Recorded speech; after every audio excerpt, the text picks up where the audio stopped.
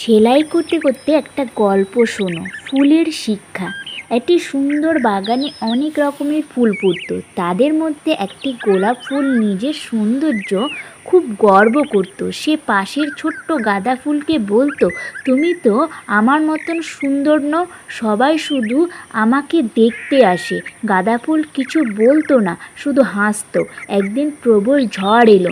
ঝড়ে গোলাপ ফুলের ডাল ভেঙে গেল। সে খুব কষ্ট পেল। তখন গাঁদা ফুল বলল, বন্ধু, সৌন্দর্য নয়, নম্রতা মানুষের আসল গুণ। আমরা সবাই প্রকৃতির সন্তান, তাই কাউকে ছোট ভাবা উচিত নয়। গোলাপ ফুল নিজের ভুল বুঝতে পারল। সে গাঁদা ফুলের কাছে ক্ষমা চাইল এবং সবার সঙ্গে মিলেমিশে থাকতে শুরু করলো। শিক্ষা।